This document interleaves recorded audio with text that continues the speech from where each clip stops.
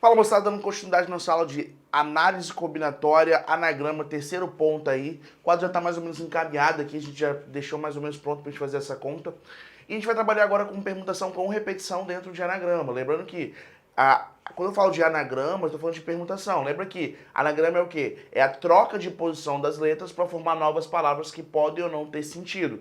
E aí dentro tem uma permutação com repetição. Nesse caso, seriam palavras que possuem letras repetidas. E a gente tem que tirar essa repetição. Como é que funciona aqui pela fórmula? Permutação de n, alfa, beta e teta. Permutação de n fatorial dividido por alfa, beta e teta. N é o total de possibilidades, nesse caso é o total de letras que a palavra possui.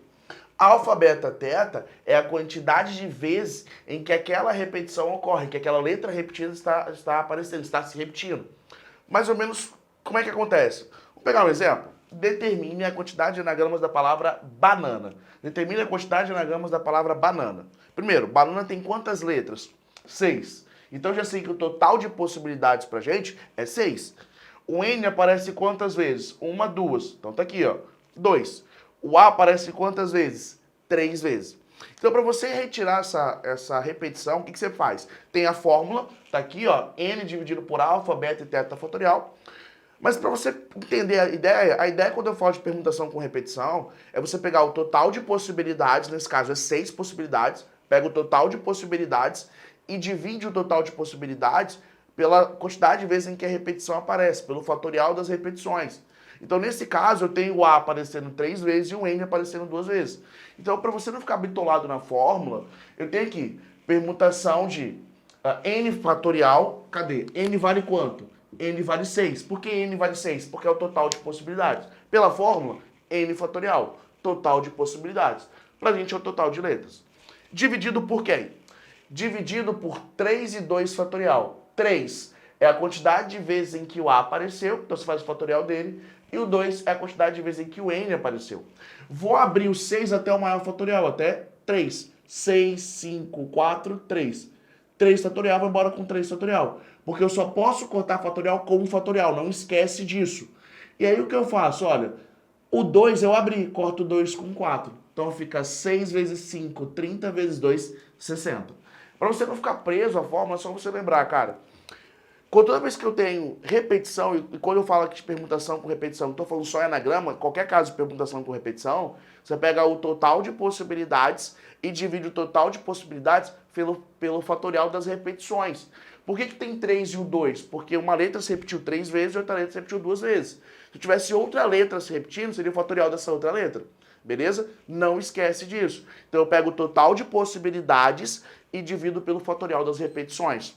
Outro ponto importante que eu tenho é quando a gente fixa a posição de alguém. E aí você não pode esquecer, porque eu vou usar isso tanto em arranjo, tanto em combinação. Fixou a posição de alguém, esse cara não permuta, esse cara não é contado.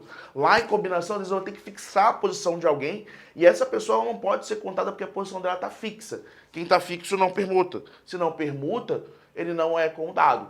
E aí vamos fazer um exemplo, que esse exemplo é bem legal. Determine a quantidade de anagramas da palavra soldado que comecem com DA.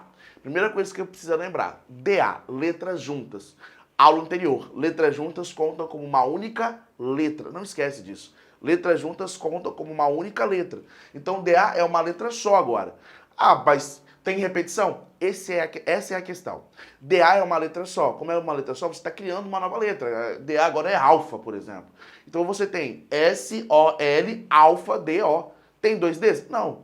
Porque letras juntas contam como uma única letra. Então eu não tenho mais repetição. E eu vou começar a colocar essa ideia também de princípio fundamental da contagem, para a gente começar a analisar essas ideias. DA. Fixou a posição. Não permuta. E aí, aula anterior, voltando para essa aula de hoje, determinou a posição em que as letras juntas devem aparecer? Determinou a posição. As letras juntas devem aparecer sim, ó, com DA, D seguido do A. Isso aqui não troca de posição, isso não pode virar AD.